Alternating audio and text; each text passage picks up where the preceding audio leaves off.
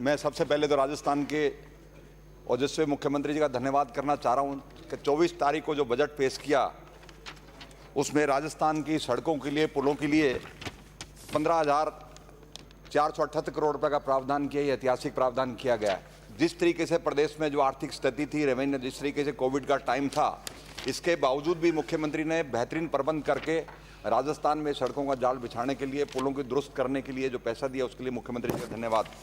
मैं आपसे निवेदन करना चाह रहा हूं माननीय सभापति महोदय कि एक तरफ तो भारत सरकार का बजट है। भारत सरकार ने जो बजट पेश किया था, केंद्रीय मंत्री ने, फाइनेंस मिनिस्टर साहब ने, उसमें जो सड़कों के बारे में जो रिपोर्ट है, जो स्टैंडिंग कमेटी का जो बजट में जो अनाउंसमेंट किया गया था, 1,18,101 करोड़ रुपए का प्रावधान किया था और पिछले बजट की तुलना में 23% की बढ़ोतरी की गई थी केंद्र सरकार के बजट में।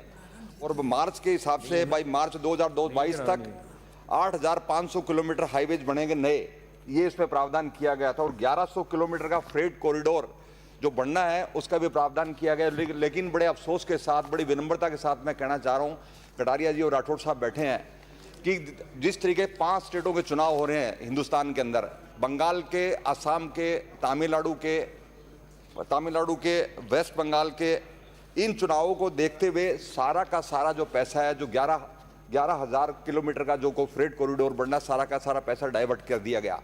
एक केंद्र सरकार का बजट का मतलब सारी स्टेट में इक्वल डिस्ट्रीब्यूशन होना चाहिए था। राजस्थान ने 25 MP दिए हुए हैं और ये पहला बजट ऐसा केंद्र सरकार का जहां राजस्थान का बिल्कुल ख्याल नहीं रखा गया। ये बड़ी अफसोस की बात है, बड़े अफसोस की बात है।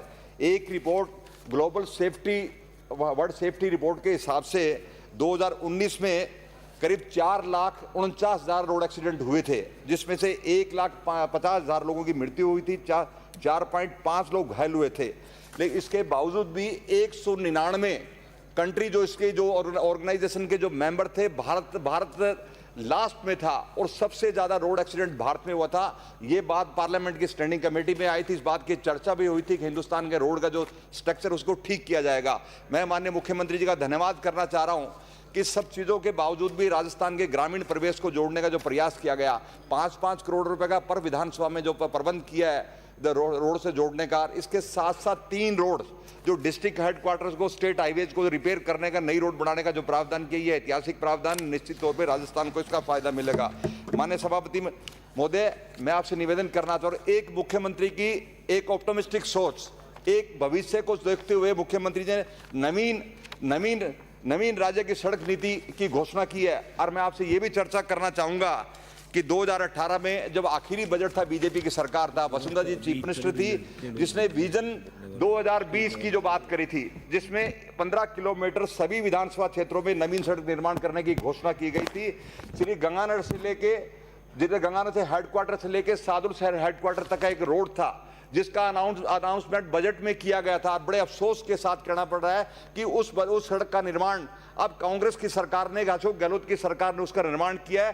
पीडब्ल्यूडी के अधिकारी बैठे, मैं इनसे भी निवेदन करना चाह रहा हूं, पैसा तो हमने दे दिया, पैसा हमारे पास था भी नहीं, उसके बावजूद ही जरा क्वालिटी देख लीजिएगा। जो ठेकेदार था वो बीजेपी के जमाने का ठेकेदार है, जरा उस पर भी ध्यान रखना, इस बात का जरा गौर कर लीजिएगा। उस सड़क के ऊपर जिस तरह का निर्माण हो रहा है देख लीजिएगा आप। मैं आपसे निवेदन करना चाह रहा हूं कि पिछली सरकार ने, 2018 की जो सरकार थी, वसुंधरा जी ने यह भी घोषणा करी थी कि राज्य स्तरीय सड़क सुरक्षा एक ट्रेनिंग सेंटर भी एस्टेब्लिश किया जाएगा। मुझे लगता है कि 2 साल हो गए हैं, पिछली सरकार की घोषणा थी, पिछली सरकार तो चली गई थी क्योंकि चुनाव, दिसंबर में चुनाव था, वो इंप्लीमेंट भी नहीं हो पाया, घोषणा करके चली गई थी, वोट को देखते हुए घोषणा की गई थी। इसलिए मुझे लगता है उस नीति का कोई फायदा नहीं था। जिस तरीके के सपने दिखाए गए थे, जिस तरीके का आश्वासन लोगों को दिया गया था, इस आशा और विश्वास के साथ हमें वोट पड़ेंगे, वोट तो मिले नहीं, सरकार बनी नहीं, वो सारी की सारी जो घोषणा है वो ठंडे बस्ती में चली गई।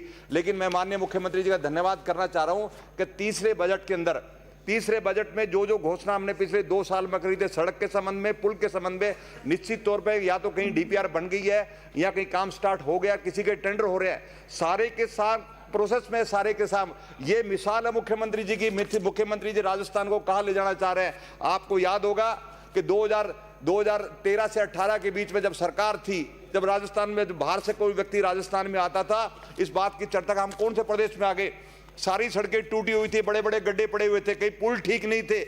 लेकिन जब जब अशोक गहलोत की सरकार बनी, उससे पहले भी सरकार थी हमारी, तब भी हमारी सड़कों की आप हालात देखो और आज तुलना करके देखो। तब पिछले 5 साल का जो समय था उसमें सड़क कितनी सड़कें बनी है और आज हमारे राज्य में कितनी सड़कों का काम शुरू हो गया। मैं आपसे निवेदन करना चाह रहा हूँ माननीय सभापति महोदय कि कुछ सड़कें मेरे विधानसभा क्षेत्र की जो निवेदन करना चाह रहे हैं, क्योंकि 5 मिनट का ही आपने टाइम दिया है। बहरामपुरा बोदला कालवासिया, ये गांव नवाज शरीफ साहब का गांव है। बहरामपुरा नवाज शरीफ साहब का गांव है, यहीं उनकी पैदाइश हुई थी, इसी गांव के अंदर। बहरामपुरा बोदला से नहर एमजेडी के साथ होते मनियावाड़ी 4 किलोमीटर तक। दूसरा चकधोड़ा से मनियावाड़ी 3.5 किलोमीटर। चक 16 पीटीपी खैरवाड़ा वाया राजकीय उच्च माध्यमिक विद्यालय कृष्णपुरा उत्तरादा तक 5 किलोमीटर के लगभग है। चक चेतरामाड़ा से 15 एसपीएम से डूंगरपुरा की 4 किलोमीटर सड़क, 4 है छोटी से 6 छोटी तक 5 किलोमीटर की सड़क। छापामाड़ी से मानक सड़क 4 किलोमीटर सड़क। चूनावट से सागरवाड़ा तक 7 किलोमीटर। सादुल शहर से केस का जो पुल बिल्कुल क्षतिग्रस्त हो चुका है, जिसकी रिपेयर करने की आवश्यकता है, जिसको चौड़ा करने की आवश्यकता है। निवेदन करना